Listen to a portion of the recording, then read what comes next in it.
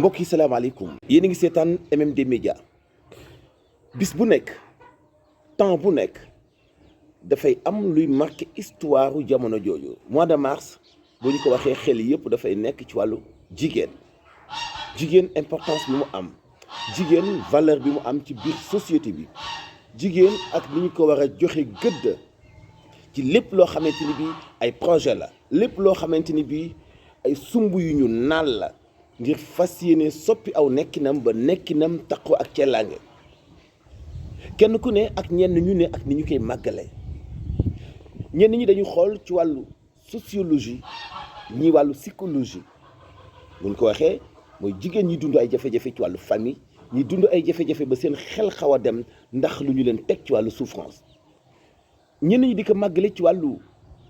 koom-koom mbay élevage transformation commerce ñenn ñi ci wàllu niveau d'étude muy njàng mu sori ak jigéen ñeeg poste yi nga xam ne moom la ñuy occupé ñeneen ñi di ko màggal ci ni de façon globale ñun dañu war a taxawaay boo xamante ne bii jigéen dañu war a taxawee saa su ne di ko jox valeur di ko jox gëddaam di ko teg place am di ko assister di ko dimbali di ko dooleel. loolu mooy li tax itam ci mbooleem gox yi kenn ku nekk ak méthode bi ngay def ngir màggale ko jigéen yi nekk ci diwaan boobu ñun fii ci diwaanu Mbour gis nañ fii ay manifestations yu bëri yoo xam ne am na fi moo tax ñu bëgg def benn dossier spécial Oumar Sy ci jamonoy parti démocratique sénégalais nekkoon na adjoint au maire bu Mbaye Diagne ginnaaw bi itam mu continuer di investir ci wàllu développement ñeel jigéen ñi mu nekk homme d'affaires nekk opérateur économique am connaissance bu baax ci wàllu immobilier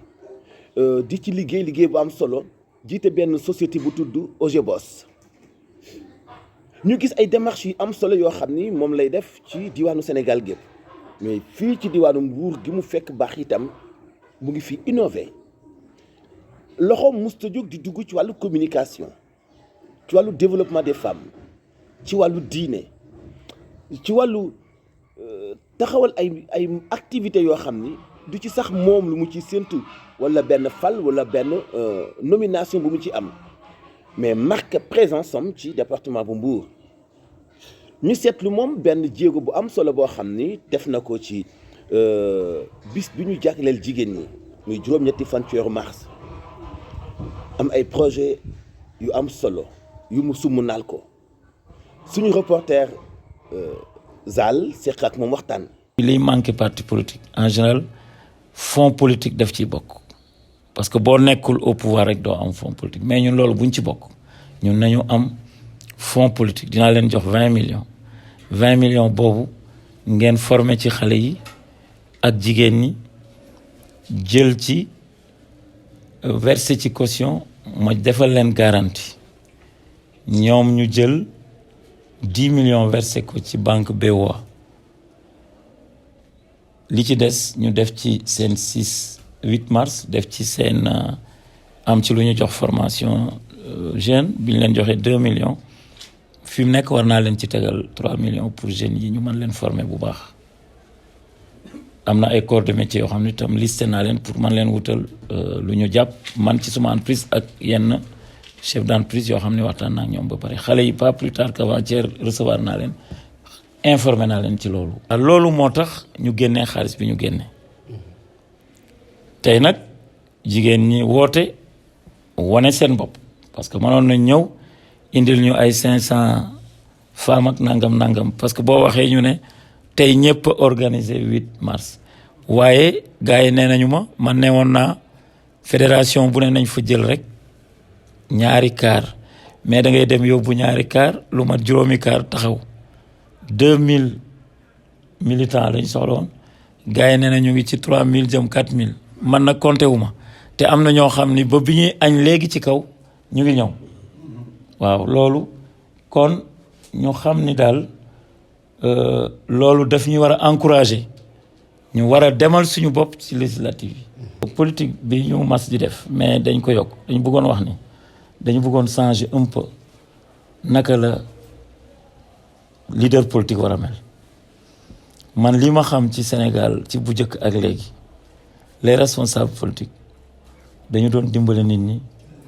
ci la dem Màkka nekkoon di yóbbu nit Màkka ku ku ci nekk daal sa problème demande sociale yi daal ñu def ci luñ ci man loolu la ñu jàng ci suñu mag ñi fi nekkoon. leneen li ma ci bëgg a soppi daal mooy bañ a bokk ci ñuy wax lu ñaaw loolu benn la wax naa ko sama gars yi ma ni turu politique buñ ko mënoon changé ñu changé ko ndax li ñu leen teg boo jëlee engagement doo ko respecté yooyu ñu dindi ko jël nit ñi def leen comme suñu bopp te boo demee les grands pays expérience bi ma am ak ñel ba ma fa gis mooy pour que nga def politique sax da ngay am moyen da ngay am xaalis parce que tey un chef de parti bu amagul benn ndombo tànk ci partem joxe 20 millions sénégalais tàmmuñu di ko def loolu tax ma ni gars yi bu ñu àndeek ay nit def suñu première élection dina am loo xam ni ñi ñu àndal duñ ko xam mais dañu boole loolu ni nañu bàyyi dige loo manul bu ñu diggee nañu fexe respecté ko loolu kon il faut nga yow nga ànd sa bopp yow kenn moo tax ñu def lii ñu def et puis dañu war a xam ne parti dafa war a am moyen doog a politique fii Sénégal ku am xaalis boo dee def politique say mbokk wala sa famille dañ lay wax bul def politique da nga yàq sa xaalis donc mais les politiques les chefs d'entreprise ñi am xaalis ñi nekk à l'aise ci une bonne organisation ci lañ yoroon di entreprise wala beneen organisation ñooñ ñoo war a def politique pour buñ leen dénkee dëkk ba mën a soppeeku waaye nag ñun tàmmuñu loolu waaye daal parti bii ñu yor ak ñi ma àndal di ko doxal loolu mooy suñ credo bëgg nañu demande sociale bi ñu respecté ko képp ku nekk liñ la waxoon ak yow ñu def ko ñii nga gis ñu jox leen fii tey ay teranga ku ci nekk ci biir campagne dañ la waxoon ne bu campagne yi jeexee dinañ leen defal nangam dinañ leen appuyer ci nangam ñi ñu àndaloon di ñuy animé mooy ñooñu ñu jox ay prime ni leen nañu jéem a dem def ci dara buñ ko dugalee ci ay single yu ñu leen defal wala dara bu laajee yokk ma yokk waaye nañ tàmbali ci loolu Maguette Seck ku nekk xam na fi mu toll ci ñun suñu mag la suñu lépp la suñu bàyyi la mais dafa bàyyi lépp ñëw guddi ak bëccëg di ànd ak ñu yooyu moo tax teraanga yooyu ñu def ko waaye xaalis du lu kenn di wane sax ci mbooloo waaye booy kañ nit ci moroomi nawleem di nga ko tudd waaye loolu sax du suñu vraiment jikko waaye nag parti bi tam dafa am sart yi lu ñu ma wax rek dama koy def man social ci lay continuer di ci dem am na loo xam ni Demba Sow frère secrétaire général wax na ko moom day wax loo xam ni parti bi moomu ko bateau bi mu wax ni ceeb bi ñëw na dañ ko war a joxe kooku du pour parti bi kooku pour Mbour la man chaque weeru koor damay jàppale suma dëkk parce que loolu moo war suma diggante ak ñoom kooku moom du yëfu parti bi maa ngi adressé monsieur le secrétaire général Demba Sow que ceeb boobu ñuy wax sëriñ saa ngi ci Mbour weeru koor a ngi fi boo demee màggalu Touba bii di ñëw def cee bokk gàmmu Thiénaba Ndiassane Tivaouane yooyu yëpp ci bateau boobu lañ bokk moo tax du bateau boo xam ni waa Mbour rek ko moom wala politique rek ko moom loolu aussi ma xamal ko frère secrétaire général pour mu xam lu xew. kaddu yu am solo yu bàyyeekoo ci Oumar Sy nga xamante ni bii ay projet la yu mat a jàppale yu mat a dooleel yoo xam ni même autorités yi ne ci gox bi war nañ ci collaborer ak moom du question coalition ci wàllu politique wala lu mu bëgg a tabaxal boppam ci wàllu politique mais politique sociale bu am doole bu jigéen ñëpp dañ ci mën a gis seen bopp loolu la ñuy demander ku ci am lu taxaw loo xam ne nga ko teg ci wàllu média bi nii laa bëgg a doxale di ko participer ci wàllu jigéen ñi ñu gis ci seen bopp defe naa ni képp kuy autorité war na la ci dooleel képp kuy autorité war na la ci jàppale ku mu doon war na la ci dimbali ba tax na vraiment ñu ngi koy encouragé ci lancé boobu nga xam ne jël na ko moom Oumar Sy directeur général wala président directeur général bu OGBOS nekkoon itam candidat ci élection locale yi ñu weesu ci diwaanu Mbour 8 mars ba tey màggal nañu ko ci diwaanu Somone foofee ay bérébu liggéeyukaay yu ay góor ak ay jigéen bokk lañu gis ni am na plan boo xam ni teg nañu ko mooy jigéen gën a gis boppam ci fi muy liggéeyee ñu gën ko dara jaal mu yëg ko dooleem ci wàllu pas-pasu liggéey mais mucc ci lépp loo xam ni ay chantage la lépp loo xam ni ay exploitation la lépp loo xam ne ay avantage la yu jigéen war a am te ñu gis ni amu ko comme ni mu jaadoo bokk na ci li ñu waxtaanee dama leen di proposer ñaari extrait croisé ci liggéeykat yi nga xam ne dañu tënku ci association te di xool lu jëm ci wàllu développement di xool lu jëm ci wàllu yokkute di xool lu jëm ci nu ñu gën a mën a kantanale jigéen di xool itam nu ñu mën a fexe ba nga xam ni jigéen ñi daañu tàqalikoo ak ndóol jigéen ñi dem ci kanamu géej gi ci kanamu plage yi di liggéey yu wane ni ñoom ay jàmbaar lañu mun nañu participer ci développement bu Sénégal ñu ànd ba tey ak suñu caméraman Zal ngir ay reportage yu mu ñu réaliser ci 8 mars bi ci département bu Mbour surtout ci diwaanu Somone ak Ngaparou. li tax nu daje fii tey comme 8 mars lañ ne muy sargal jigéen ñi ñun suñu sargal dañ ko jël jox ko Père Atepa Goudiaby ndax Père dafa ñëw gis plage bi salte lool mu ne utal ma ñu koy nettoyer ñu ut ñu koy nettoyer Père di ci dugal alalam di nu fay ñu jàpp plage bi bale ka ba mu set képp ku fi ñëw sa xol dafa sedd ndax bale bu fi ñàkkee ñoom ñoo ñuy jox bale parce que plage bi ku koy bale di nga am bale di nga am rato ñoom ñu ngi siy participer bu baax di gërëm ñëpp waa environnement ministre d'environnement moom ñu ngi koy woo di ko wax environnement ndax baax na si géej gi baax na si tubaab yi ñëw si plage bi ndax géej gi dina tax dina set du amati ay toile te toile yi dañuy ne ci géej gi di tilimal géej gi banta du la jam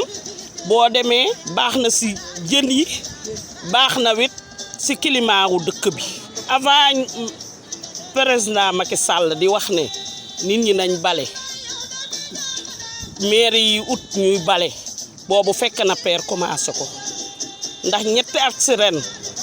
mu ngi commencé plage bi Sénégal ñoo ko moom te buñ bëggee tourisme bi ñëw Sénégal dañuy am habitude bañ a sànni mbalit ndax mbalit boo ko sànnee ci plage bi kenn du fi wàcc dëkk bu am mbalit tourisme yi duñ fi wàcc te ñoom waruñu noo gën a bëgg Sénégal ndax ñun ñoo moom Sénégal ñun ñoo war di am habitude di for mbalit yi ñun fii am na ñu fiy ñëw de xam nga plage bi kenn du fay dara wante dañuy ñëw bu ñëwee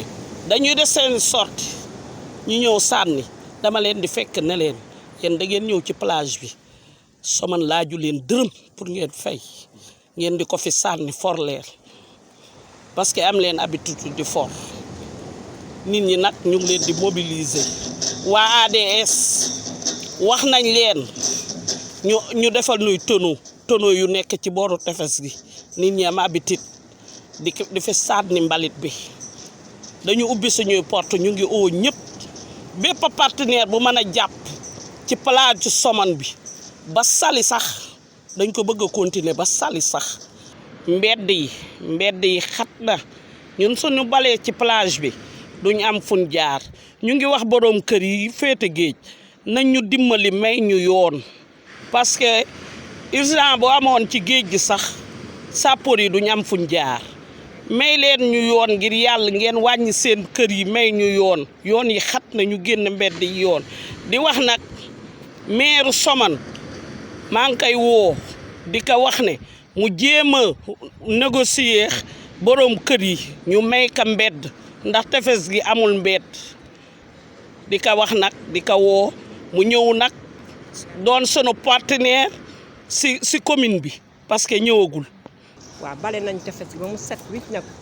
ndege moom waa kër yi yëpp borom kër yi nekk tefes ñu ngi leen di gërëm di leen di sant léegi nag ñuy wax ñi nga xam ne dañuy lekk di sànni dañu war a am benn poubelle boo xam ne pour yor sa këyit soo lekkee pare nga dugal ko si biir tefes gi moom macha allah tubaab yi bu ñu rombee dañuy kontaan. jërëjëf Saliou ginnaaw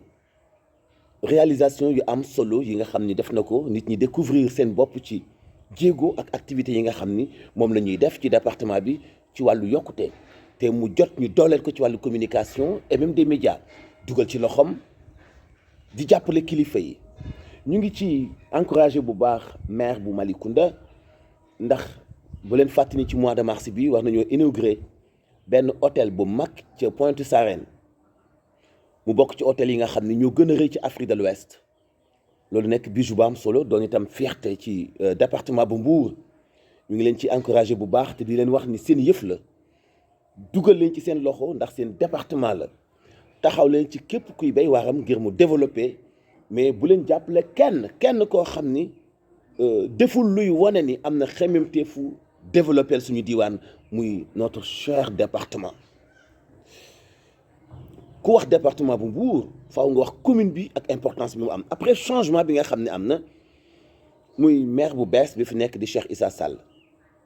marché central bu Mbour dafa am valeur dafa am solo li muy dugal ci wàllu koom-koom dafa yaatu mënoo jiite Mbour te doo séq liggéey ak commerçant yi nekk ci marché bi waxtaan ak ñoom nemmeeku leen xool seen i bëgg-bëgg xool seen i jafe-jafe échanger ak ñoom jubanti lépp lu fa dëngoon te jàppale leen ci ñu doxal loolu nag day aju ci ngeen def benn jotaayu waxtaan xool ni ñuy jubante li dëng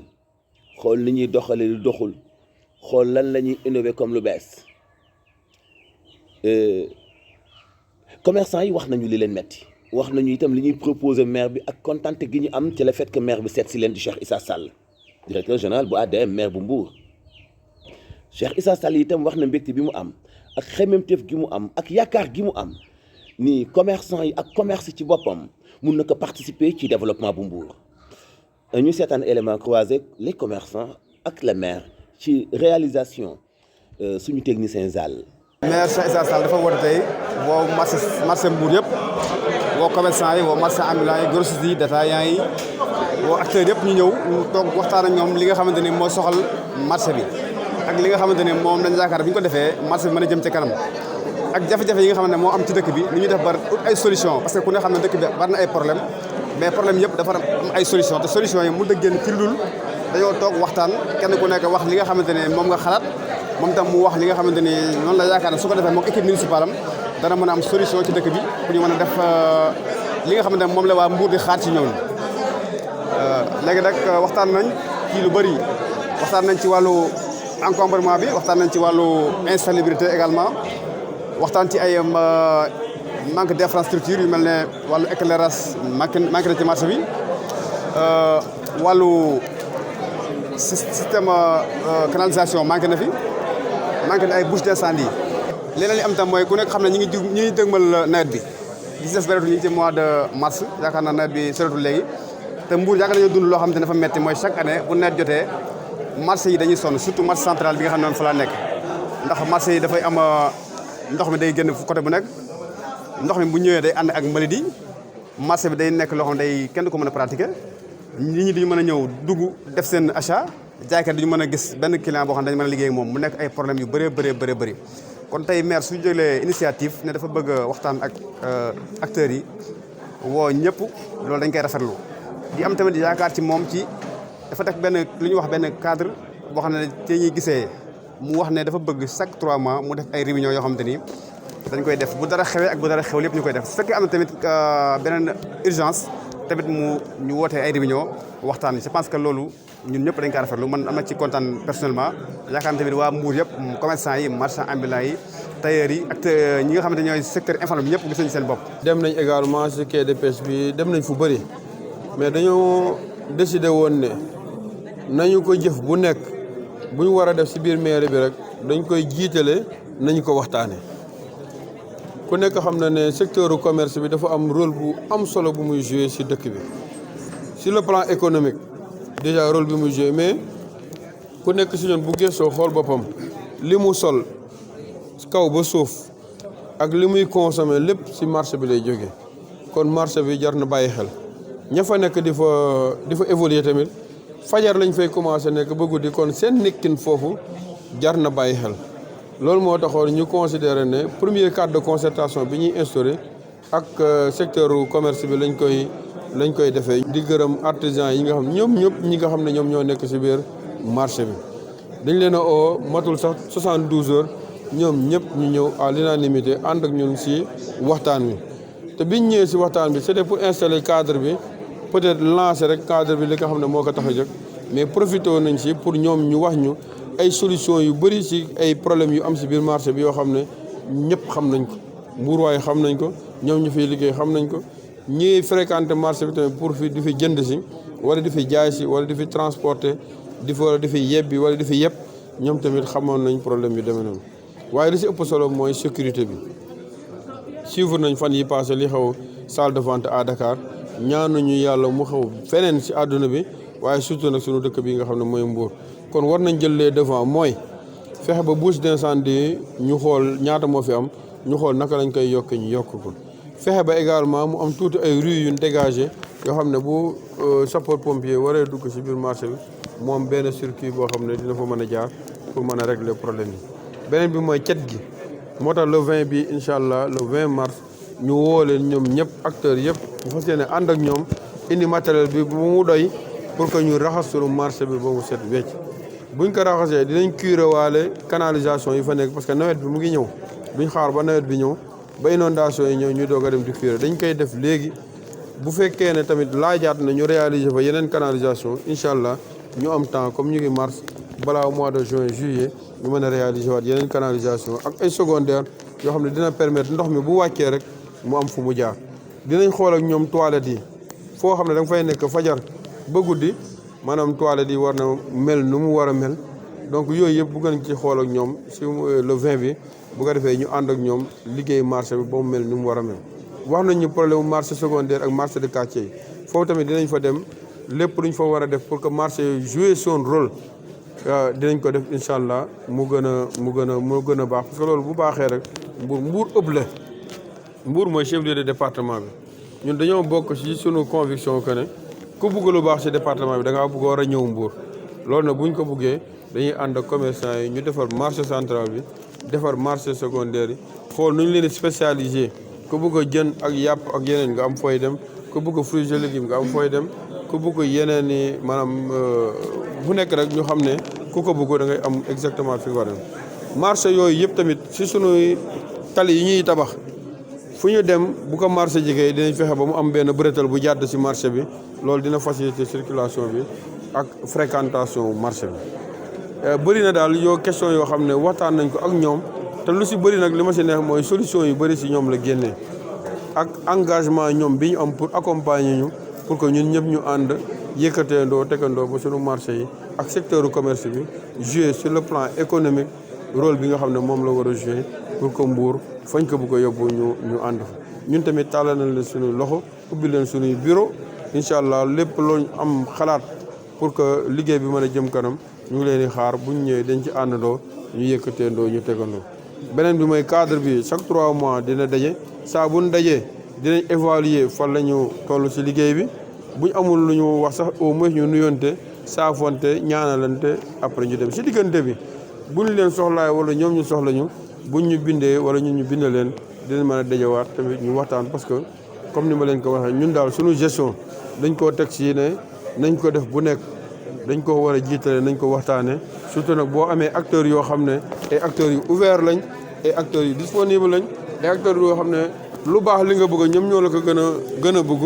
loolu boo ko amee da nga ciy sant yàlla nga profité aussi ñu ànd ak ñoom joxante loxo ñu defar suñu dëkk bi parce que suñu dëkk bi laal ñu ko defar.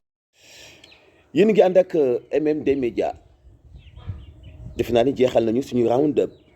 actualité yi ëppoon solo ci semaine bii ñu weesu te mu doon ay xew-xew yu am ci diwaanu Mbour nii lañ ko fas yéene def incha allah am na yeneen i émission yu ñu fas yéene ubbi gën ko yaatal MMD Média waa Mbour ñoo ko moom ndax ñun manager général yi créé MMD Média Mbour mooy suñu fief Mbour la ñu defaree Mbour la ñu tàggate li ñu man li ñu xam dañu koy dellusiwaat ci diwaanu Mbour. C'est pourquoi ñu samp suñu ay bànqaas fii ci diwaan bi ngir fas yéene participer ci wàllu développement wu diwaan bi tàllal suñu loxo itam mboolem acteurs yi nga xam ni politique culture sport société pêche élevage tourisme métier bu mu mën di doon ubbi nañ suñu ay buntu ngir seq ak yéen waxtaan ngeen jël seen média mu nekk média de proximité boo xam ni lépp loo leen soxla ci wàllu collaboration ak wàllu liggéey incha allah daañu leen ko jàppandalal MMD Média yéen a ko moom jël leen ko yéen waa Mbour ñu ngi leen di jox dox daje incha allah weekend bi ñu dëkkmal ak yeneen round up ci actualité yi nga xam ni moo gënoon fes ci semaine bi fii ci diwaanu Mbour